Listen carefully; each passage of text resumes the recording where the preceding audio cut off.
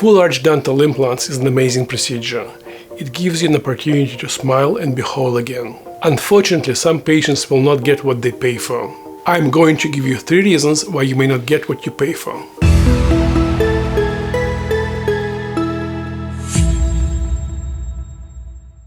Reason number 1 why patients don't get what they pay for when it comes to the full arch dental implants is poor planning on behalf of the surgical team. If a surgical planning done without appropriate CT scan, which is 3-dimensional X-ray, appropriate models, and speech evaluation, the implants will not be placed in the correct position, which will lead to the poor position of the teeth and possible failure of the dental implants. The second reason why full arch dental implant procedure may fail is that the procedure is performed by inexperienced surgeon. A lot of dentists are doing full arch implants. Some of them very well trained, most of them are not. Inexperienced surgeon will not place implants in the correct position or will not be able to deal with the possible complications during the surgery, placing the implants in such a way that they cannot be restored or will cause premature failure of those implants.